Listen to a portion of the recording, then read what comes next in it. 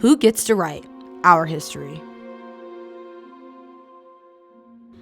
I grew up in Tazewell County, Virginia, deep in the heart of the Appalachian Mountains. Burke's Garden always felt like a mysterious place, a valley of old legends, but somehow familiar. As a student of history, I thought I really understood my community's past. But I discovered a story about a deadly tragedy right here in Burke's Garden that made me question what I knew about Black history and how it's preserved. In the old archived newspapers from Virginia, North Carolina, and Washington, D.C., there are reports from the summer of 1880 about 4 Black children who burned to death in Burke's Garden. In a community that reveres its stories and heritage, how have I never heard anything about this story? Why aren't these deaths spoken about here? Black history in southwestern Virginia stands on a troubled foundation. There was a deep tradition of slavery, the disaster of the Civil War, and the long shadow of racism. Now, I am committed to investigate the story of the 4 Black children who burned to death. I'm going to meet with a local historian who has written many books about my county's history. Dr. Terry Mullins is an expert on the facts that I need to better understand. I want to talk to him about what this community was like in 1880. Dr. Mullins, could you tell me a little bit about Tazewell County, or Burke's Garden if you can, post-Civil War in the late 1800s? Tazewell County had been an agricultural county, and the Civil War had sort of emphasized that.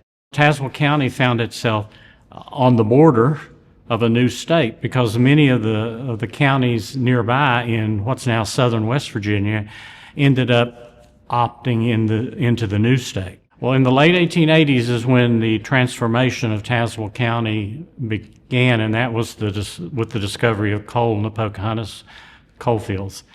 There was an influx of people into our county from the south. Many Blacks moved north to work in the coal mines in the south. Many Eastern Europeans moved all the way across the Atlantic Ocean to find jobs in the coal fields. Tazewell County began to transform and really began to grow in that period of the 1880s. Could you tell me a little bit about what life was like for freed Black people or former slaves or just Black residents in Tazewell County in the late 1800s? Well, in the 1880s in Tazewell County and much of what had been the Old South, I'm sure life for the former slaves was very difficult. They had to begin with nothing because that's exactly what they had. They had been enslaved. They had no freedom, no property, nothing. And thanks to the Freedmen's Bureau and a few agencies like that, they were able in some places to sort of get a start. But at the same time, life culturally and socially had to be very difficult for those people. In Burke's Garden in particular, there would have been very few of them. I'm sure there had been slaves who worked the land in Burke's Garden, but after the end of the Civil War and moving on toward the 1880s, many of those people became domestics. They worked in the homes, they worked in the fields.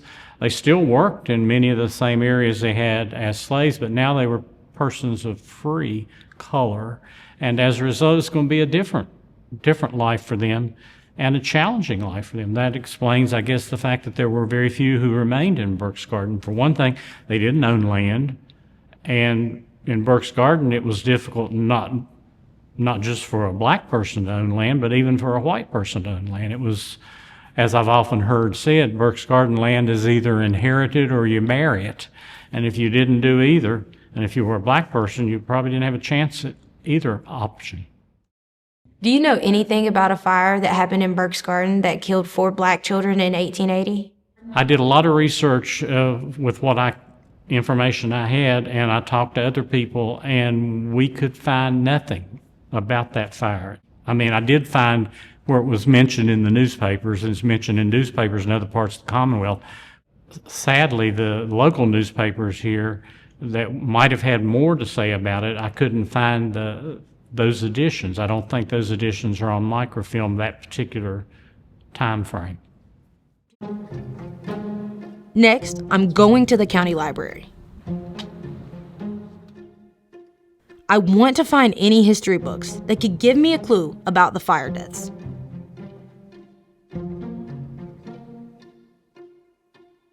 Although the library has many books on local Tazewell County history, very little is said about local Black history.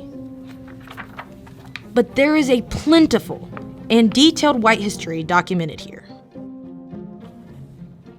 There are facts about slavery and the presence of Black people in Burke's Garden, but nothing about the fire.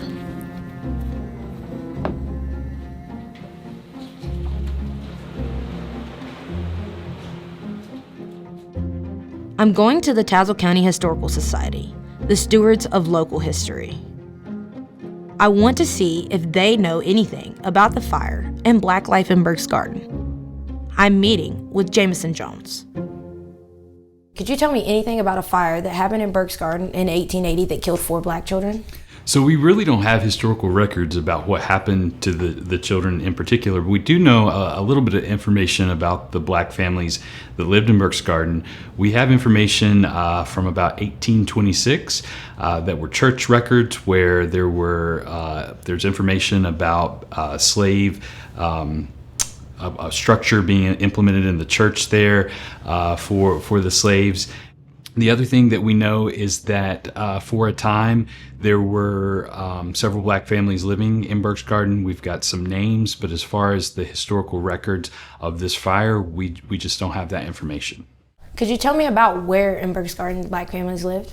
So the best records that we have indicate that there was a church there at the Gap when you enter into Burke's Garden. There's also a cemetery there where there were several Black individuals buried. They lived in different places throughout the garden, but the best information that we have as far as a centralized spot would be there at the entrance of Burke's Garden. Could you explain why a story like the fire may not be preserved in public history? It's very difficult from a historical records perspective to locate exactly what happened and when it happened, because if we look at 1865 when the Civil War ended and emancipation began, and we look at 1880 when this fire was purported to have happened, we know that in the public conscientiousness there was still probably a very strong public opinion that's very unfortunate in our history of chattel slavery and seeing slaves as property rather than people. So most likely a big component or a big contributing factor to why there is not a good historical record would be that these individuals were seen as property rather than people. Jameson helps me understand where in Burke's Garden the Black families lived and where the fire could have happened. I am drawn towards Burke's Garden. It's a mountain community that locals call God's thumbprint. Some thought it was an ancient volcano or even a crater. This is Virginia's highest valley, hidden up on the high ground, surrounded by a protective wall of mountains. This unique geography isolates Burke's Garden from the rest of the world. This attracts some people who want to be left alone. This feels like a quiet and mysterious place where stones can remain unturned. I'm going to meet Sarah. She grew up here. Hey, Mace, you want to hop in and I'll show you where their cemetery's at? Sure. How do you know about the Black cemetery here in Burke's Garden? When we were kids, we would just roam around the woods playing, and we happened upon it one day and was checking it out and went and asked our grandmother, hey, what is this? And she told us that it was a slave cemetery. And then she showed us where the slave house was over in the little gap. I can show you where the cemetery's at. We can't go on the property because the owner doesn't want anybody on the property. And the cemetery is right up here. It's all grown up now. Nobody really takes care of it.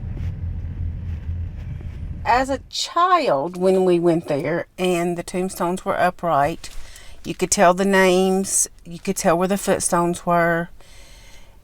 And it was just, a normal old cemetery. But then as later on in years when we visited, after the cows had been in that lot and trampled it, they were kind of, the tombstones were knocked over. They were broken. You couldn't tell, really where they belonged. Do you know what happened to the black families who lived in Burke's Garden? I don't know. They just kind of, there was none here as a child when I was growing up, but they just kind of dispersed, I guess, either died out or just moved along. It's just, nobody's ever questioned.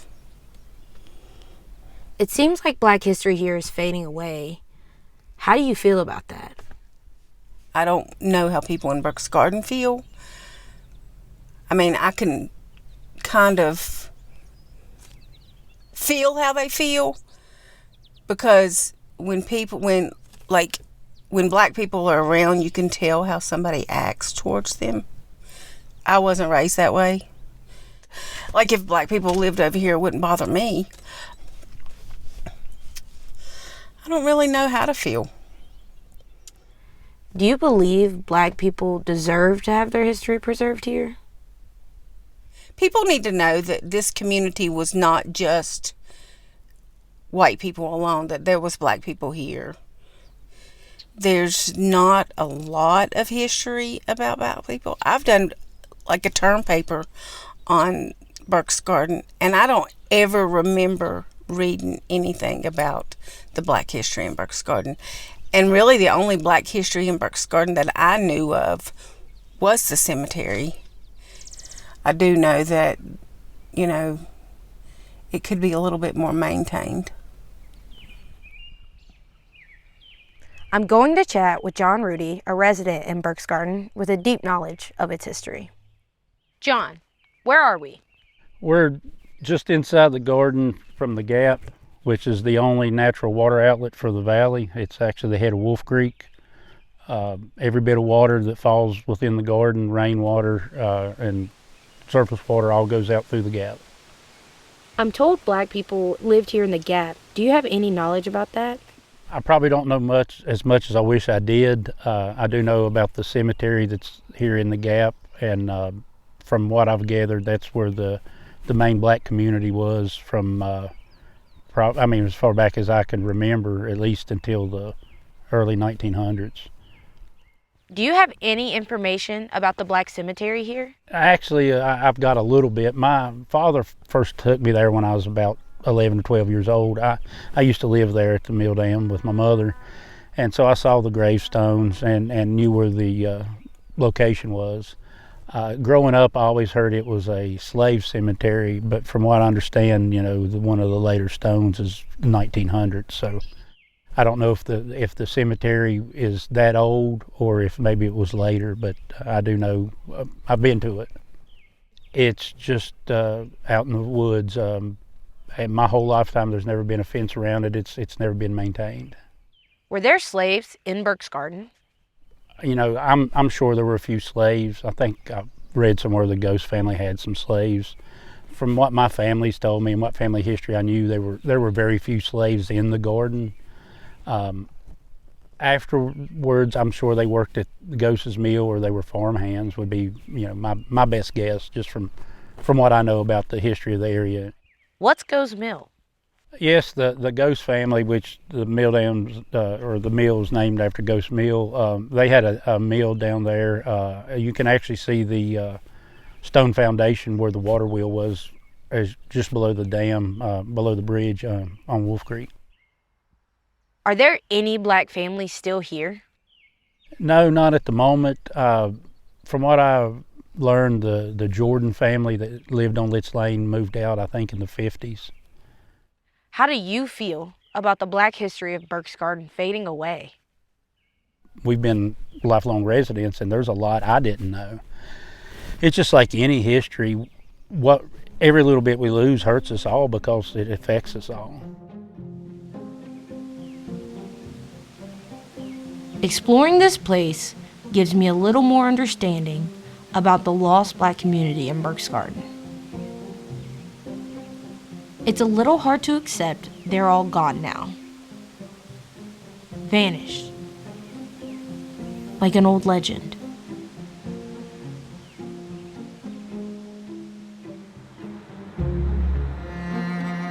Returning to Tazewell, I want to speak with Chris Wilkes, the assistant library director. He has years of experience in historical records. I hope he can explain why there's so little information about the Black history of Burke's Garden. Thanks for meeting me. I've been looking at a fire in Burke's Garden that killed 4 Black children in 1880. Could you please explain why stories like this are not told in the local history books?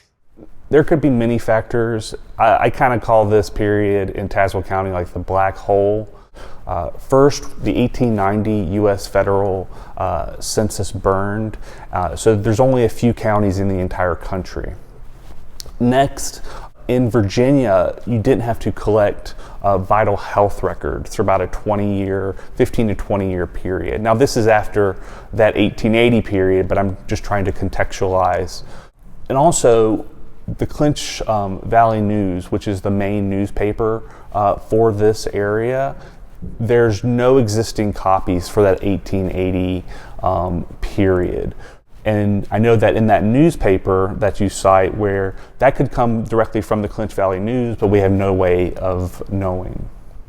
But also you have Burke's Garden. Now, Burke's Garden would be considered an isolated area during that time period. And so you are not going to get the same amount of information. So like if these children died and were just buried, they might have not have had death records at all. Could you tell me the possible reason why African American history is not as prominently found in rural spaces as other history? To answer that question, let me give you an example first about the Tazewell County High School. Now, this was a segregated high school, existed, I believe, from the 1940s to the 1960s, and that time it was broken up. Now, there are yearbooks that exist for this high school. Now, I've only seen a few yearbooks, whereas a lot of other high schools in Tazewell County, I've seen lots of yearbooks from the 40s, 50s, and 60s. This was only about 75 years away, and we're asking ourselves what happened to these yearbooks. Like, why can't we get these in our library collection? Then we go back and we have to think about the 1880s. Like, why aren't there records back there as well? And you have to just think about, it might not have been an importance to the white writers of the Clinch Valley News. Was Black or African American Appalachian really important to these people? Are the people of Burke's Garden really as important to the lawyers or anybody or the clerks in the actual town of Tazewell? I think we focus more on white Appalachian history than necessarily African American Appalachian history. And if those voices weren't writing that material down, not only in the 1950s, but in the 1880s, I don't think we're going to find that much information about it. In Tazewell County, Jeanette Wilson is a local leader in the Black community. I want to hear her opinion on the conditions that kept the fire story unknown. So I've been looking at a fire that happened in 1880 that killed 4 Black children in Burke's Garden. Could you tell me why the Black community here in Tazewell don't really talk about events like this? Black folks in our community back then kind of kept quiet with different things, and because they were worried about how it would affect their family or how the white community would see them. I think they pretty much kept everything hush-hush and quiet. My aunt used to tell me that they used to ride the train, and if they went through Grundy, Black folks had to hide down under the seats for fear of bricks being thrown in if they seen Black faces there. My brother told me about he was playing in the yard, and some white guys came up to put a telephone pole up, and they stuck it right in the middle of our yard. Our dad was home, and Dad didn't say anything. And he was upset with my dad because he didn't say anything. And Dad said, sometimes you just don't say anything. And he just took that as my dad being scared and fearful. But as he got older, he said he understood that that's the silence that they put on our black men. And when we talk about black communities staying silent, do you feel it's more that they want to protect themselves and the people around them, or that it's easier just to stay silent? They was doing it to protect their families back then. But now we have voices. We can speak out. And then it was, you could be hung, you could be, killed, your house could be burned down back then. But now I think that we just do it because it's easier. But we kept silent about a lot of things, because of fear of my father losing his job at the dry cleaners.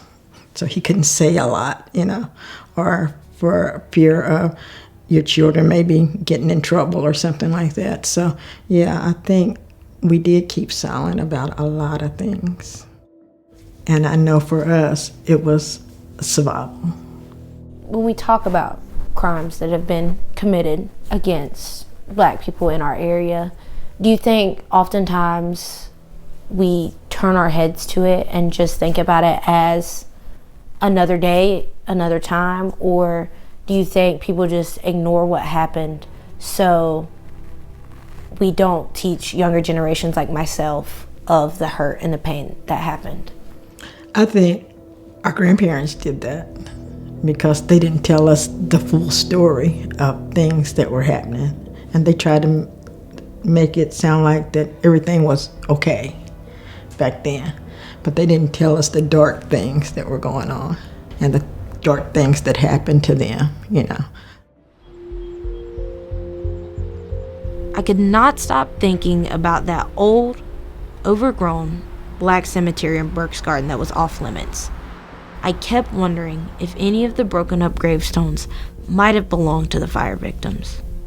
So I found something even better to tell me what was inscribed on that cemetery's gravestones. In the 1970s, there was a community effort to catalog all of the cemeteries in Tazewell County and document the information from all of the gravestones. This is good for me because this registry recorded what was visible on the gravestones about 50 years ago, before any damage or erosion occurred in the decades since. The black cemetery in the pass of Burke's garden is listed as the Jordan Peary Cemetery. Apparently, only a few of those gravestones were legible in the 70s. The ages of the people documented in the registry show they were adults when they died, so they could not have been the children who died in the fire, but they could have witnessed it.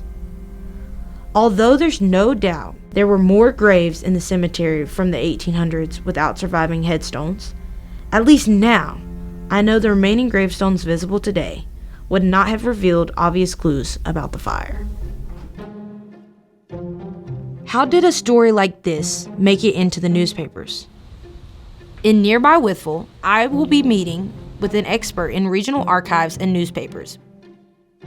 So from your expertise, how do you feel the fire of 1880 made it into newspapers? My guess would be that some business person traveling from Burke's Garden to Wytheville may have mentioned it to someone in town or reported to the editor himself.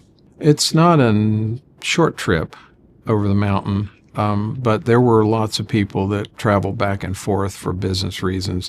Wytheville also probably was closer to the railroad that came straight through here, so there was probably a lot of commercial traffic that went back and forth. So was it normal for newspapers not to mention victims' names during that time period? If it had been a family of well-known people, you would have seen their names.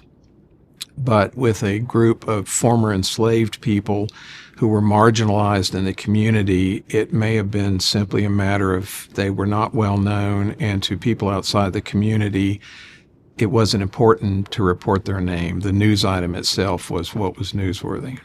Did you find any further proof that the fire really happened? Yes, I found records in the 1880 mortality census, which shows the names of 4 black children who were burned to death in Tazewell County in May of 1880. Could you tell me about any additional proof you have of the fire of 1880? In the 1880 census, which was enumerated on June the 1st, a family named Bishop was living in the Clear Fork district, and they had 2 children, and the number of their household matched the number of the household in the mortality census, which means that the 4 children were from that household. Tazewell County birth records show that in 1882, the Bishops had a son named Wilburn, and the records show that he was born to Jackson and Amanda Bishop, and Jack and Manda Bishop were the parents listed in the 1880 census. Now I have the identities of the fire victims. Amy 1, Lena 4, Albert 6, and Charlie was 7. Knowing their names makes this case much more real for me, and even more personal.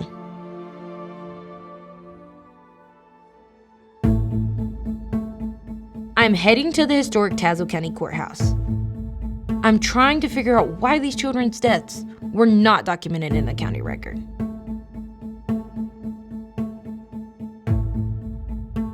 As a history student, I've always placed a lot of faith in the county clerks as a reliable source of major historical facts.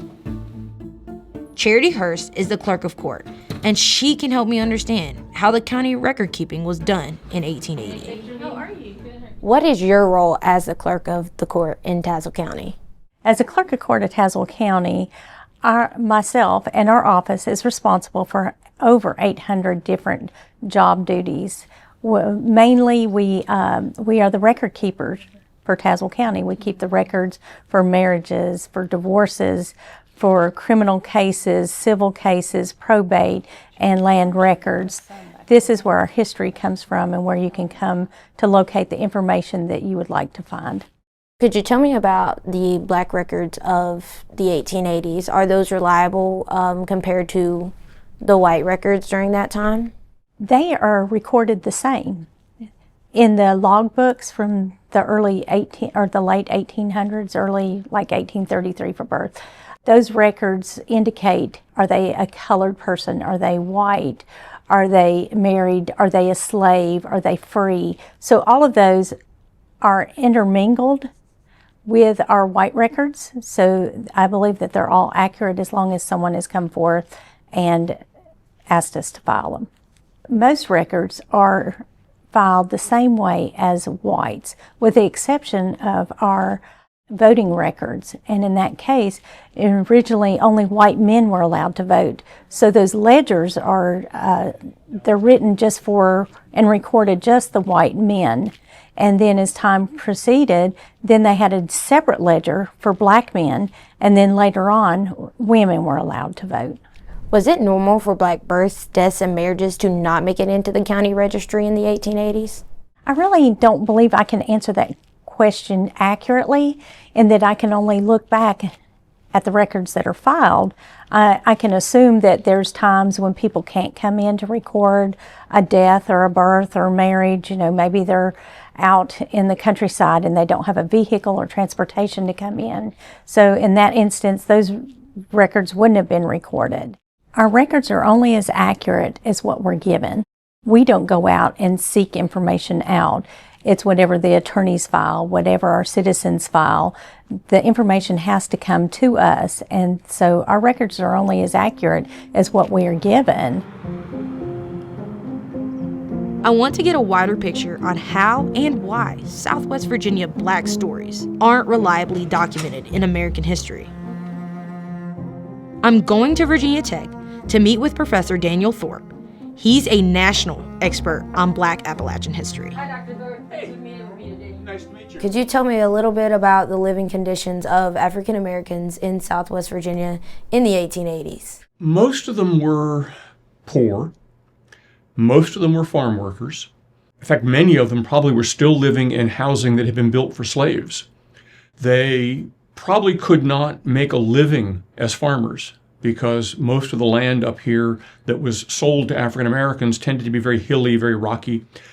They could have a garden and maybe grow enough to feed their family, but then many of them were able to get jobs working on the railroad. The railroad used huge numbers of black laborers, and so that provided a cash income.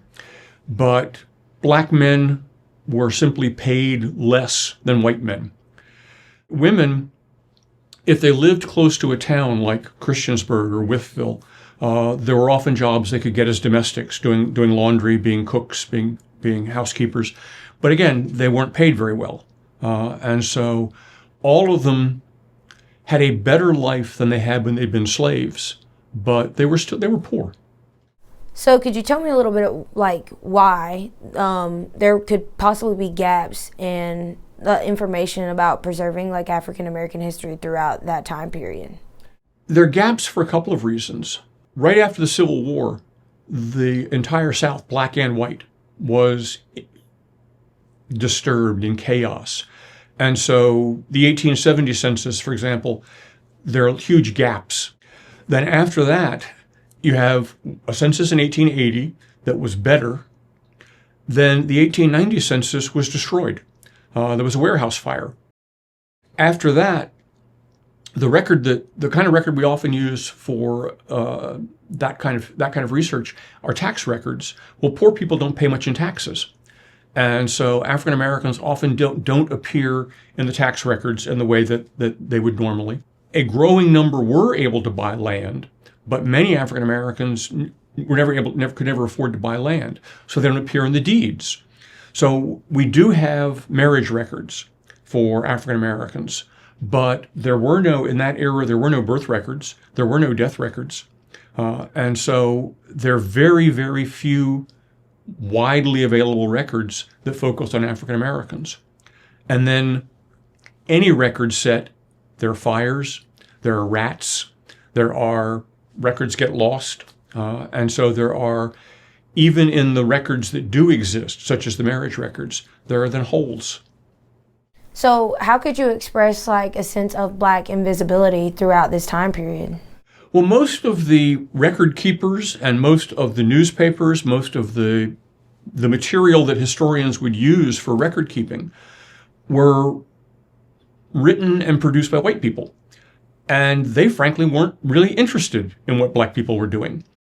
White newspapers generally would write about African Americans only if they committed crimes, things that would sell newspapers, some horrific alleged crime. There are very few African Americans who wrote memoirs in this period, because again, a large percentage of the African American population were illiterate still. There were schools for African Americans, but they weren't well funded, and going to school wasn't required. And if you're a poor farm family, you need your kids working on the farm. And so many African Americans might have gotten a basic elementary education and then left school to help support the family. And as a result, they couldn't write much themselves about their lives. Every now and then we'll find letters or diaries kept by African Americans, but not nearly in proportion to their place in the population. And so that's the biggest frustration, the source of this invisibility, is because the people in that era that could write about African Americans didn't want to. They didn't care about African Americans. They were all white. The African Americans, on the other hand, so many of them were illiterate or barely literate that they could not write about themselves. And so they seem silent now.